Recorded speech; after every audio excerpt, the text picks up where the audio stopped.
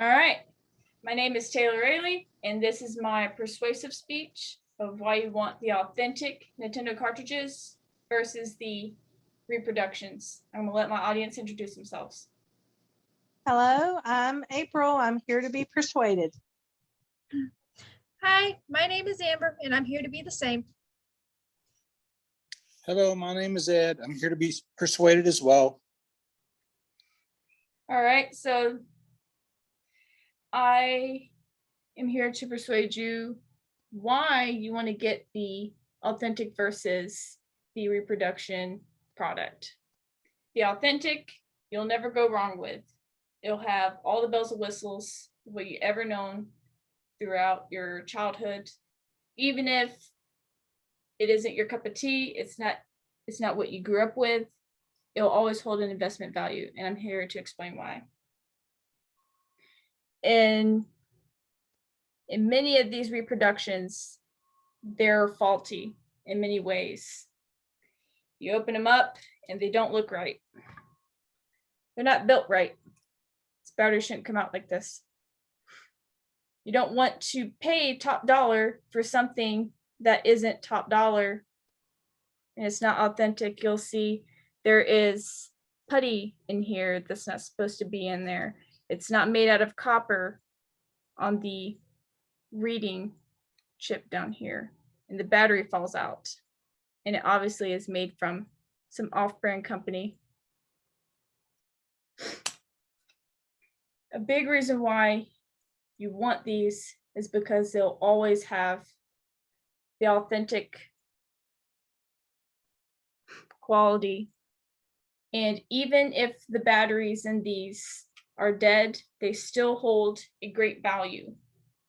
They can always be replaced. You can take them to a shop to get replaced, or you can keep it as is and sell it if you're done with your game. Many people will hold these games or have them in their garage and not know the value of them. I'm here to tell you they hold a significant value. Whether you're trying to sell them or if you're trying to buy them, how to authenticate them, and then to pursue the original hardware. Many people hold a very high nostalgia for these items.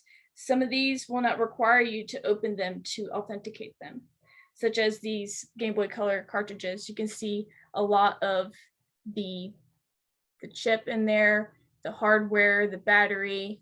A lot of times it will specify what battery you need to put in at the top, and it will have it there.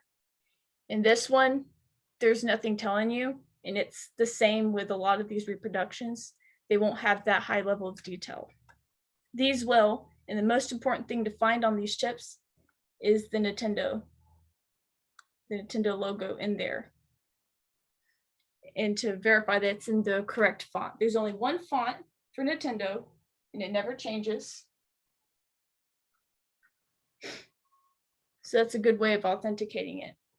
These Game Boy cartridges 10 years ago cost $15 to get the real authentic ones, and today they can cost upwards of $85 to $200 depending on the game and the condition that it's in. So when you're buying specifically, maybe you didn't play a game back in the day, maybe you never got that one and you want to get it today, or you found one and it's at a really good deal, you don't know if it's real or not. That's why it's important to know how to identify them. These cartridges are too easy to identify, like I've already said. The others, like these, usually will have to be opened up, but sometimes you can look on the outside. This one has a shimmer. This one is the authenticate one. It will have the Nintendo brand. It will have Nintendo up here in the correct font. It will have this bit screw. This one obviously does not. No shimmer. It only says game up here. And it has a different bit in here. That's a tri-wing. The reason why you should care when you're buying authentic versus not authentic, especially for Pokemon games in particular, if you're a Pokemon fan, is that you can't trade. You can't trade Pokemon. And there is a good selection of Pokemon that cannot evolve unless you can trade. And then if you want to play with someone, you can't play with them because you can't trade or battle, and it takes away half of the fun. So for collectors and for anyone who is interested in Pokemon games, that's a big deciding factor. Another reason is having these games, like I've said before, the longer you hold these and the longer they're working, the higher the value. A lot of these cartridges were thrown out because people did not know the value of them.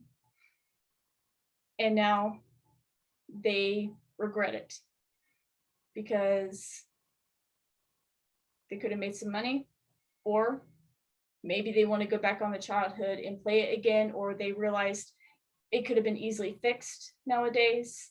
A dry battery just means changing it out, and then you have your save file again. People have a corrupt save file on their Pokemon game and they think it's over, and it's not. You change the battery and you're good to go. People will even buy them with the dry battery. It's not an issue. The main thing is to know what you have and the importance of it. It's the big difference between having gold and fool's gold. Fool's gold may look pretty, but it's not gold, and it's messy, and it shows. You can't wear it. Nothing replaces taking your old cartridge with your old Game Boy, sticking it in, and giving it another ride. And people will pay top dollar for it. And it is an investment, and it is only a investment that will continue to increase, because today more than ever, gaming prices are increasing more and more and more, and you'll only benefit from either holding on to what you have or even selling what you have for now because you've outgrown it, or you're done with it, or you've moved on to a different console. So that's part of what my speech is. Feedback. Any questions?